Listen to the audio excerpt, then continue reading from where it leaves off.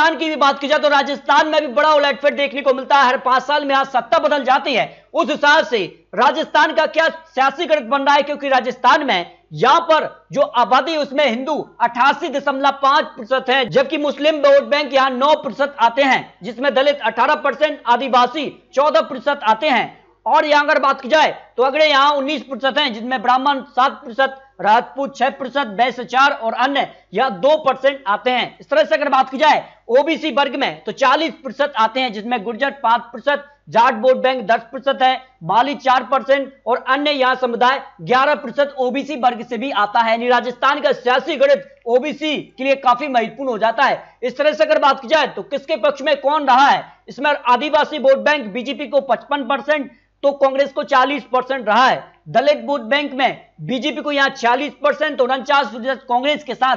मुस्लिम vote bank की बात की जाए तो बीजेपी के साथ 10%, जबकि 87% कांग्रेस के साथ। जाट वोट बैंक बीजेपी के 68 और कांग्रेस के साथ 24% रहा है। इस तरह से राजस्थान का सियासी गणित भी काफी चौंकाने वाला है।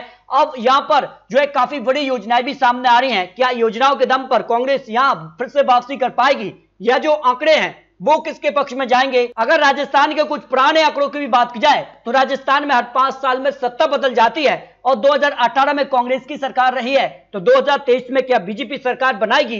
इस पर कुछ महत्वपूर्ण आंकड़े, क्योंकि 35 सालों का इतिहास राजस्थान में हर 5 साल में सत्ता बदलती है। उस हिसाब से राजस्थान को लेकर 5 यहां पर रीजन के आंकड़ों के हिसाब से राजस्थान में क्या कुछ आंकड़ा बनेगा, इसको लेकर महत्वपूर्ण आंकड़े। तो शुरुआत करते हैं मेवाड़ रीजन की 43 सीटों पर जो आंकड़े हैं उस हिसाब से यहां पर किसके पक्ष में जा सकते हैं। मेवाड़ रीजन में बीजेपी को यहां 26 से 30 सीट मिल सकती हैं, तो कांग्रेस को 12 से 16 सीट, अन्य के पक्ष में 0 से 2 सीट की संभावना दिखाई दे रही है। जबकि मारवाड़ रीजन से 61 सीटें आती हैं, जिनमें कई बड़े जिले आ जाते हैं। और यहां के अगर आंकड़ों की बात की जाए तो बीजेपी को यहां 30 से 34 सीट मिल सकती है, कांग्रेस को 25 से 29 सीट, अन्य के पक्ष में 0 से 4 सीट की संभावना मारवाड़ रीजन को लेकर लगाई जा रही है। जबकि हड़ौती रीजन से 17 सीटों पर अगर आंकड़ों की बात की जाए तो यहां बीजेपी को 9 से 13 सीटें मिल सकती हैं, कांग्रेस को 4 से 8 सीट, अन्य के पक्ष में 0 से 1 सीट जा सकती है। वहीं डोडा रीजन से 58 सीटों में अगर बात की जाए तो बीजेपी को यहां पर 31 से 35 सीट मिल सकती है,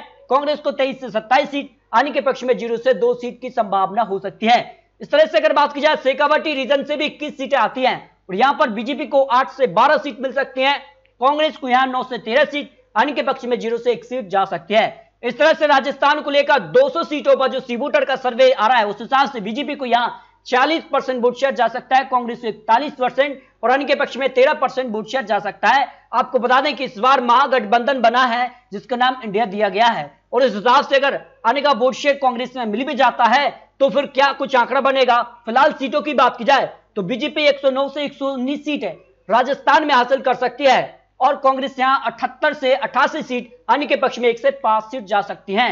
यानी सीधे तौर पर बीजेपी को राजस्थान में पूर्ण बहुमत सरकार के आंकड़े मिल रहे हैं, लेकिन आने वाले वक्त में यहां किस प्रकार की रणनीति होती है, किस प्रकार के चुनावी वादे होते हैं, उसके बाद काफी खलबली देखने को मिल सकती है।